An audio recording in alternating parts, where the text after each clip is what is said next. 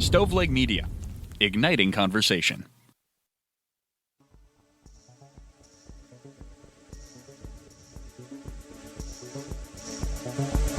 Welcome to True Crime to Go. What can I get for you?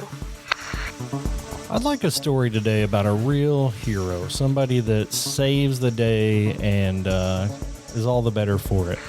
Pull up to the second window and we'll see you next crime.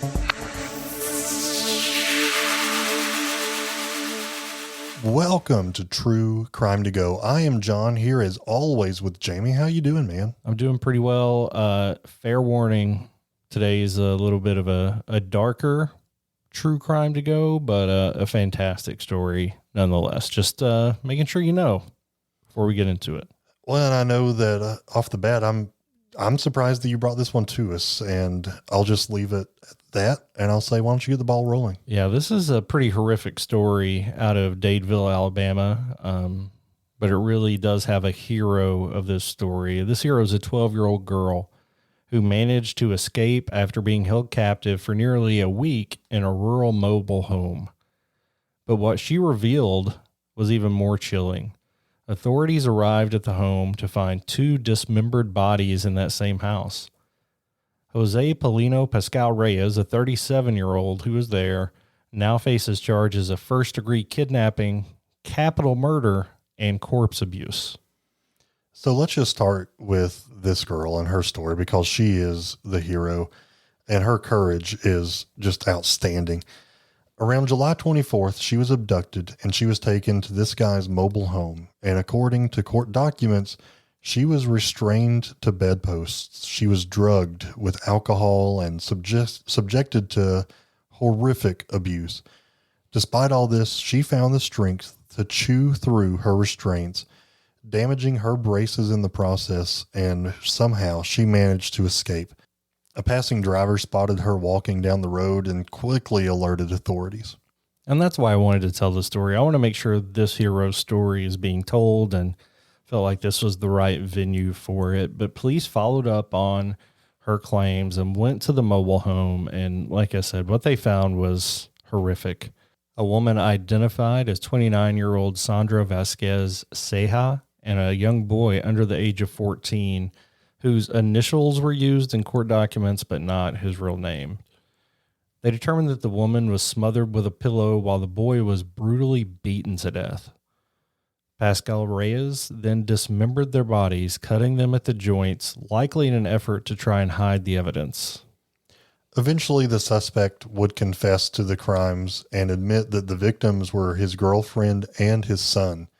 He was arrested after the girl's escape, and he was taken into custody. He was housed in Auburn, which is about 25 miles away from the crime scene. He's now being held in Tallapoosa County Jail.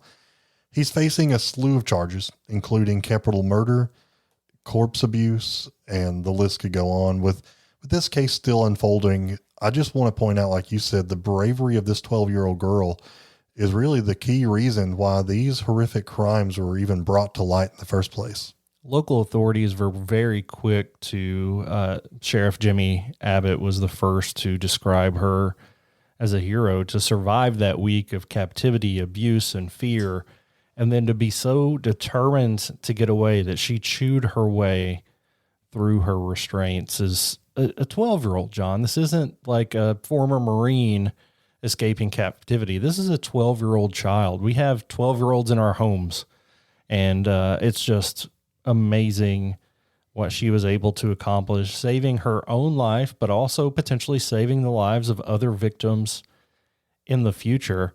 And what hasn't come out yet, John, is just why this 12-year-old was taken. The other victims were related to him. So why did he decide to kidnap this young lady, and how many lives could she have saved just by breaking free and getting this guy caught? Now, I know that she is a hero, but there's going to be years of dealing with this trauma, and I'm not sure she'll ever get over it, John, but I'm just in awe of what she did. She is a hero, and I don't want that to be forgotten, but that's our perspective. From her perspective, I cannot imagine an ounce of the fear that she had, the the bravery that she had to have in order to even want to fight for her life. If she was aware that there were two people that he, quote unquote, would have loved, then she probably saw little to no hope, but she was a fighter, and it is going to be something that she will never forget. It's going to be traumatic for the rest of her life. I have faith in her that as a fighter, she's going to work through this and hopefully come out the other side stronger than ever. But man, my prayers for her as she copes with all of this for a long, long time, her family.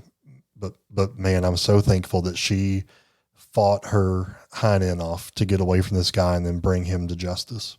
Absolutely. And again, I wanted to, we don't have her name, and which I completely agree with, but just had to bring this story out and let her story be told in a bigger way. And just really hopeful this guy never sees the light of day again. But again, a little more serious than most of our true crimes go, but I wanted the story to be told, so I brought it here. So thanks for hanging out with us. This has been a pretty intense crime story in 10 minutes or less. Would you like crime with that?